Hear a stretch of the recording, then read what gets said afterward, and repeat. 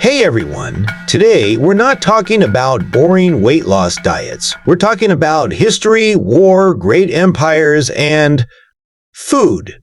And about love, or a serious lack of love for gluten.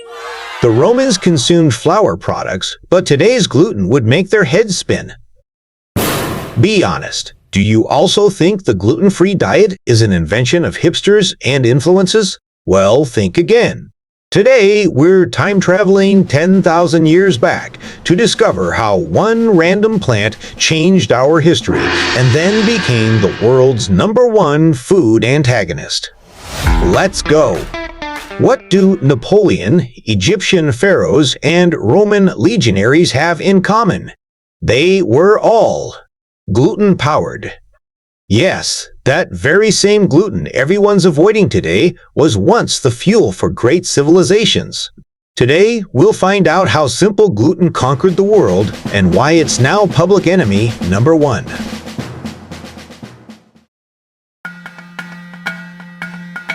What? More gluten?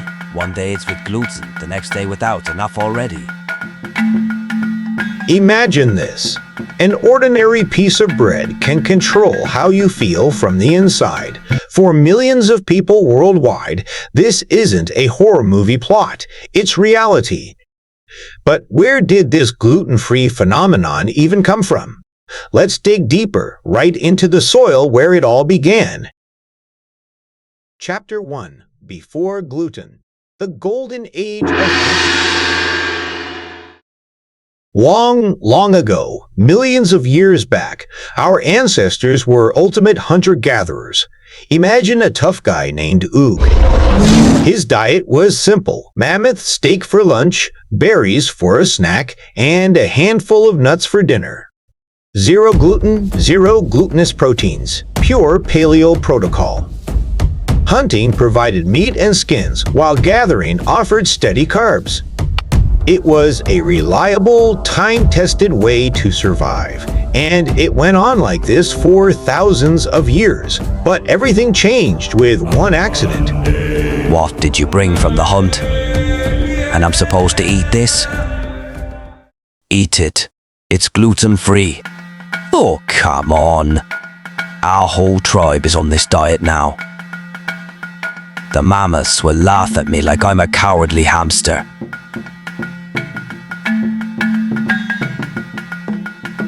Eat it. It's gluten-free. Chapter 2. The Neolithic Revolution. The First Gluten War.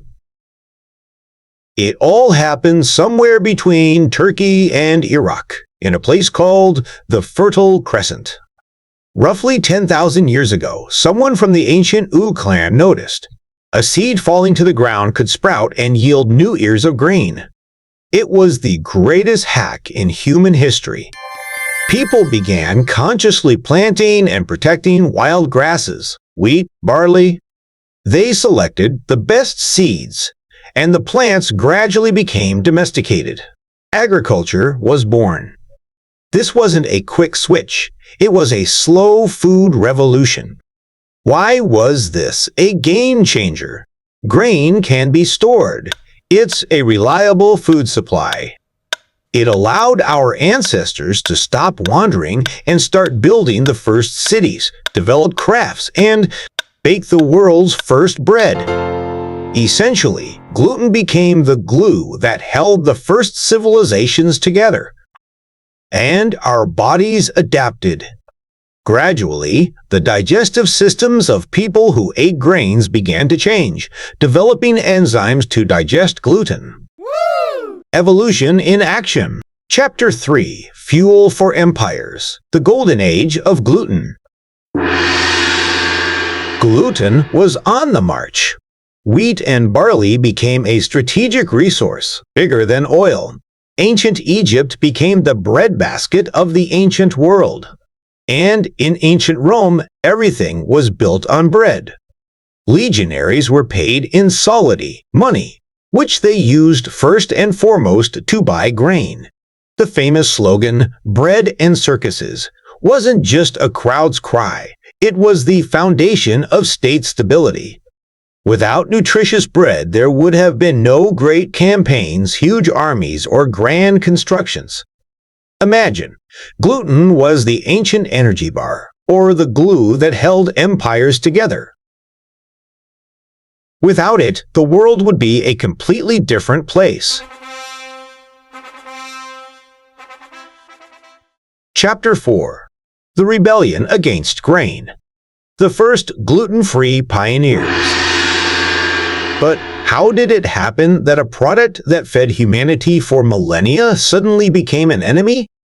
Surprise! It turns out gluten-free isn't new at all. As far back as the 2nd century AD, the Roman physician Galen described a strange illness. People, especially children, grew weak and sickly from eating bread.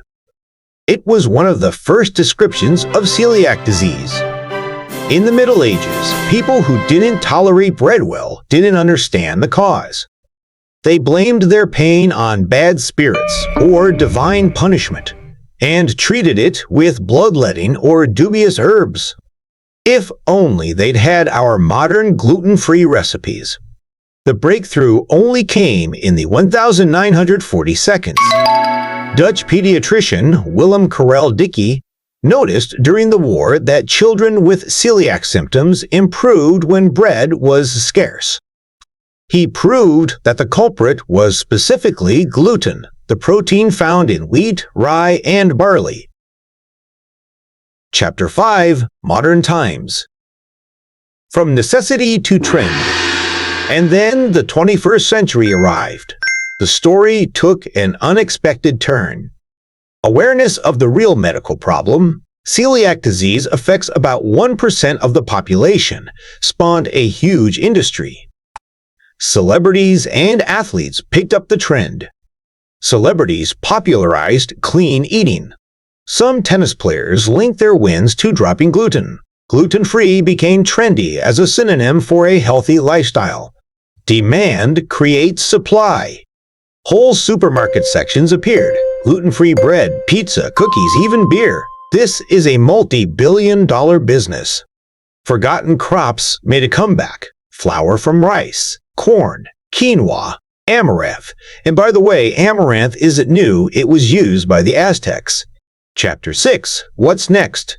Trend or necessity? What does the future hold? Scientists continue to research the connection between gluten not only with celiac disease but also with other conditions. Perhaps new products will appear, like genetically modified gluten-free wheat. So, is it a trend or a necessity? It's both. For 1%, it's a vital necessity.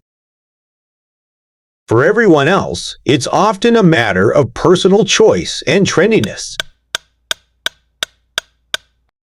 So, that's the story. The same product was both an engine of progress and a cause of illness. History teaches us that there are no universally good or bad foods. There's only our relationship to them and our body's unique needs. Gluten lifted some to the heights of civilization, while for others, it made life miserable for thousands of years. What do you think? Have you ever tried a gluten-free diet? Write in the comments below. And if you're interested in trying some real gluten-free baking, check out our recipe selection via the link in the description. Remember, this video is for informational purposes only and is not a substitute for professional medical advice. Your health is the most important thing. Support the channel with a like and a subscription if you enjoyed it. Thanks everyone, and see you next.